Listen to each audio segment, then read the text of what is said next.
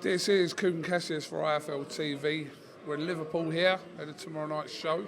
I'm joined by world champions. We're not doing the former thing here. Sunny Edwards. How are you, first of all? I'm good, Kugan. I'm good. Mr. Carl Frampton.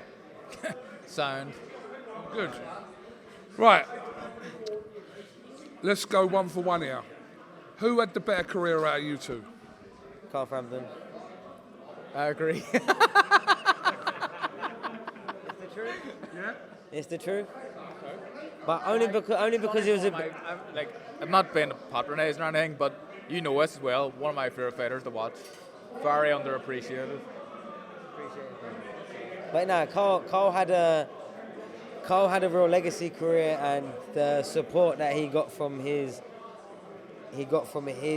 area, the support he got from the UK as well, the fights he was involved in, way bigger and more impressive, and a career that I followed and watched. But yeah, definitely, I would say without a shadow of a doubt, definitely. Very nice.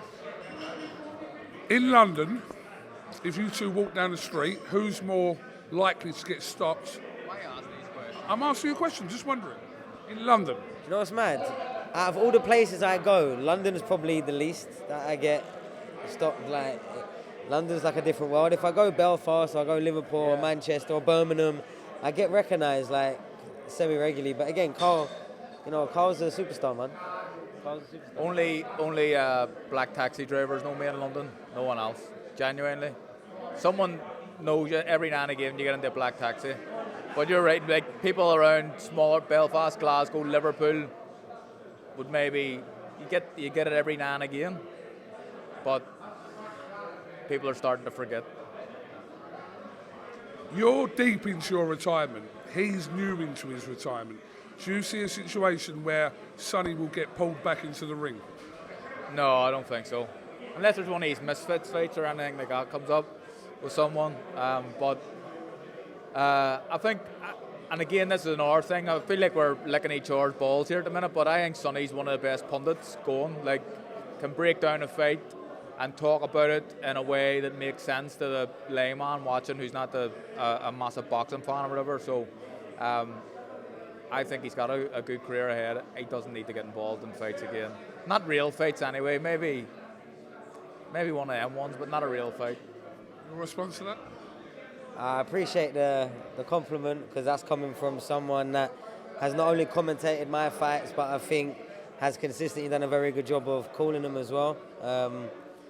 And I don't think that's even out of the extraordinary praise for Carl. He's regarded as one of the best, from Britain, Ireland, around. And yeah, I really enjoy this part. I really enjoy being able to be at the shows, call the fights, work the media side, use all of that around what I'm doing with the management side, and really sort of the fighters that have that same, dedication and determination that I once had, I can see it. You give them opportunities, they can usually do something with it, at least have a good career. So I'm enjoying putting the pieces together more than going in and doing it myself, if I'm honest. And yeah, who knows though, but boxing's hard. I think when you get through that cloud of like, I'm indestructible, I'm really good at this, like no one can really beat me or hurt me. Once you get through that, you start asking some other questions, and unless you're fully committed and fully dedicated to the process, then the boxing ring is probably one of the most dangerous places, especially once you get a name and get some level, because you end up just getting in really hard fights against good fighters. The easy ones are at the beginning when you're not really getting much, do you know what I mean? And then it gets a lot more serious at the end. Look, one thing I will say, since you retired, you've turned into generally one of the best pundits there are out there. And you're going that direction. Obviously, it's newer for you because you've been doing this kind of media side of work for a shorter time, but you're going in the same direction as him. People actually are interested to listen to your analysis of fights because you both are ex-fighters now.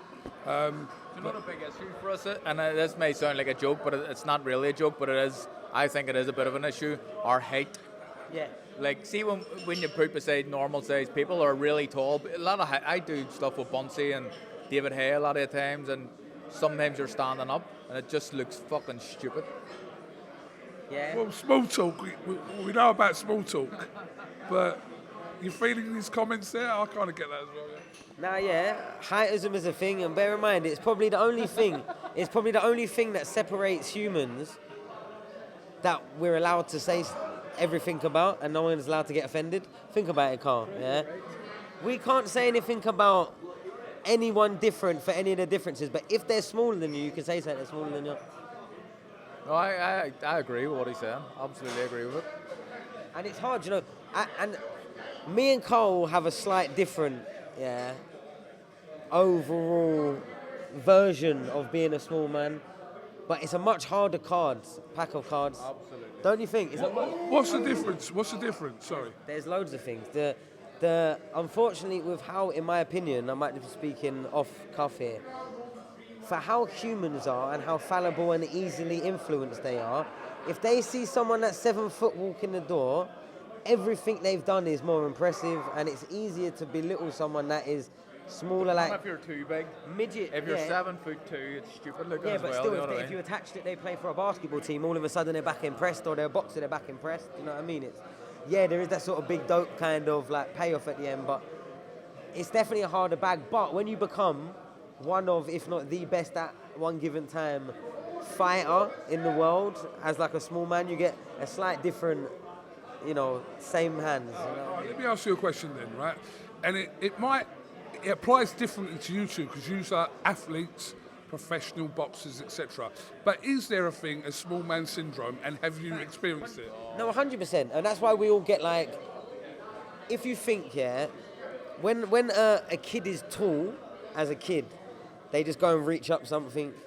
When you're small, you have to go and pull the chair, climb up. You're using your brain. You go on 2 different paths for the whole of your life, And unfortunately, the fact that you're constantly reminded that people think you're less capable of because they see just your height.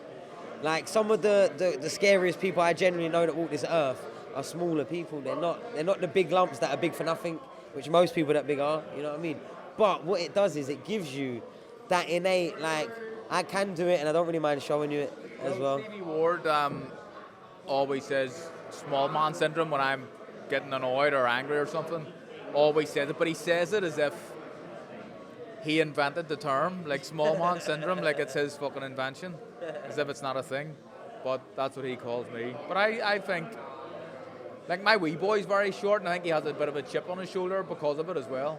So You learn, when you look at your kids growing up, you mental. start seeing... What are we talking about? I don't know. It's interesting. It's better than talking about kind of what's next and all that bollocks, right? This is good content. Because to be fair, you're speaking to 2 of arguably the hardest under 5'7" men of all time. Absolutely right. There's no argument about it. We fucking agree. How about that? You know what I mean? So you're speaking to like... You're fucking well under 5'7", 5'7". I was giving a couple inches for you just to make sure I caught you, Carl. You know what I mean? Question, and this is a different question for you as well as you. When's the last time you thought, I miss boxing? When you even contemplated a ring return? Not that you'd go through with it, but when's the last time you even thought about it? I tell you, it was recently actually. I've been retired, I think, maybe 3 years anyway, maybe 4, don't know. Long enough time anyway, but never really got that urge. Never felt like I've missed boxing that way and I wanted to fight again. But about 3 weeks ago, I watched Nick Ball sparring, some American kid. I'm not saying I didn't want to jump in there, but I wanted to spar someone for literally the first time in about 4 years. Honestly? What? Same question. When did you last think? I thought you said it was different for both of you. The answer's going to be different because he's been retired a lot longer than you have. That's what I meant. How do you know? I might have been watching Nick Ball spar 3 weeks ago and decided that I'm coming back. How do you know it's going to be different? No, that didn't happen, but I don't know. Do you know what, I feel like actual serious competitive boxing, I don't really have no wish for. I think I'd do something funny, but I think I'd I'd get in the ring, but I don't know if I've got it in me to go and do a proper camp and, get in a proper serious fight. I just don't think I've got it in me no more, Coops, if I'm honest. Would you train for a Misfits fight? I would train a little bit. I would train a little bit. I wouldn't train like I was training for a fight. I would probably couple spars, maybe go for a few jogs and that. Make sure my weight's not too bad, you know what I mean? And just get with it. For both of you, is the camp one of the main reasons why it kind of, you won't want to come in, going through the camp and going through that process? For me, really, it's the only part. Like, I actually... Than doing a camp. No, they're brutal. Especially when you get older. Harder and harder. Yeah, and I think that's for me what it was. It weren't the fights, like, the actual fight, and even if I lose, I still enjoy actually getting in a fight. And I think it weren't the process of like a round boxing. It was just 10, 12 weeks over and over again of nothing but hard graft, and my body felt like it was falling apart from every corner. Too many mornings I was like, what the fuck am I doing this for? Like, it was getting to the point where I weren't enjoying it because of how my body and my mind was feeling. And the actual fight and the actual sparring, say, like, I enjoyed, but it was just everything around that, really. You have to wrap it up now. Why are we still... This is great. This is great. People will absolutely love this. This is great. Trust me, we know. You know about fighting, we know about creating content. What? How many views is this? That is debatable, but I think it does decent. I don't know. Any video we do, I don't know. Put a lower echelon ball mark to see if you know your stuff. No, because I'm not clickbaiting this interview. But it's good content, and boxing people will love it. Right, let's finish off. Let's finish off on this. Name me your top 3 disliked people in boxing. Let's go you, Sunny Edwards. Kugan Cassius, number 1. Kugan Cassius, number 1. Yeah. Joe Pugh's number 2. And Coleman Gugan, number 3. All of IFL, basically, yeah? I'm not saying. He's not answering. Okay, that's fair enough. I could guess Cole's. Is he allowed to guess yours? Same last name. Go on, guess him. No, I don't want to. I don't want to be that controversial. All right, so you just picked 3. He's not answered the question. No problem. This has been good. Who are your 3, Kugan? You ask all the questions all the time. Who are your 3 that you think, not for you, not that you dislike the most? Who would you think are the most disliked by the general public? No, that's 2 different questions. Who I think's disliked by the general public is not the same. But who do you think is the most disliked person in boxing? Shall I tell you who I dislike the most? Do you agree? What? It's great content though, isn't it? Yeah, second, about that. Oi, let's chuck him fucking soppy. Well, that was my list. Do you agree or not? That was my list for Carl. By Carl Frampton's autobiography, we are out, signed off in Liverpool. Bush!